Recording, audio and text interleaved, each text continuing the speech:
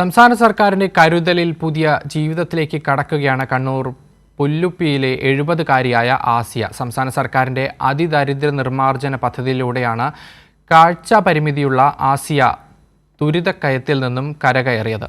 ആസിയയ്ക്ക് വീടും വരുമാന മാർഗവും നൽകി പുതിയ ജീവിതത്തിലേക്ക് കൈപിടിച്ചുയർത്തുകയാണ് സർക്കാർ.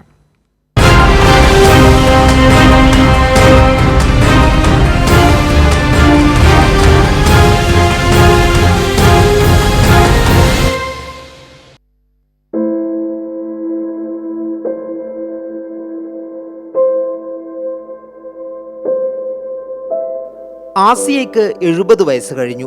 കഷ്ടപ്പാടുകളിലൂടെയായിരുന്നു ഇതുവരെയുള്ള ജീവിതം. ആകെയുണ്ടായിരുന്ന ചെറിയൊരു കൂര 2 വർഷം മുൻപ് ഒരു പേമാരിക്കാലത്ത് നിലംപൊത്തി. പിന്നീട് ബന്ധുവീട്ടിലായിരുന്നു അഭയം. കിടപ്പാടമോ വരുമാനമോ ഇല്ലാത്ത ദുരിതകാലം.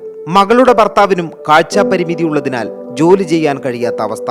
അതിദാരിദ്ര്യ പട്ടികയിൽപ്പെടുത്തി സംസ്ഥാന സർക്കാർ ആസിയയെയും കുടുംബത്തെയും ഏറ്റെടുത്തതോടെ ജീവിതം മാറി. പദ്ധതി വഴി ലഭിച്ച നല്ലൊരു വീട്ടിൽ അഭിമാനത്തോടെയും സന്തോഷത്തോടെയും കഴിയുകയാണ് ആസിയ.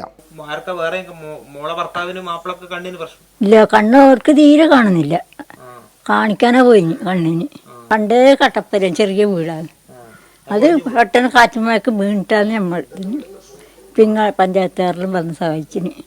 കുടുംബത്തിന് നിത്യവരുമാനത്തിനുള്ള മാർഗവും നാറാത്ത് പഞ്ചായത്ത് ഉറപ്പാക്കി. വളരെ ദയനീയമായിരുന്നു ഈ കുടുംബത്തിൻ്റെ സ്ഥിതി. 2 വർഷം മുമ്പ് ഒരു കട്ടപ്പുരയിൽ താമസിച്ച് കഴിഞ്ഞ 2 വർഷം മുമ്പുള്ള ശക്തമായ മഴയിൽ ആ വീട് ഇടിഞ്ഞു വീഴുകയുണ്ട്.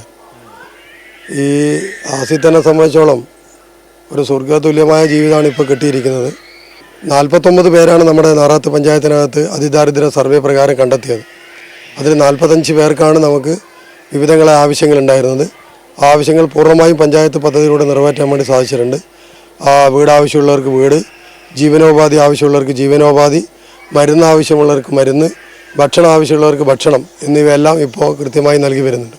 ജീവിത സായാഹ്നത്തിൽ അതിദാരിദ്ര്യത്തിന്റെ ആകുലതകളില്ലാതെ സർക്കാരിന്റെ കരുതലിൽ സന്തോഷകരമായ ജീവിതം നയിക്കുകയാണ് ആസിയ. കൈരളി ന്യൂസ്, കണ്ണൂർ.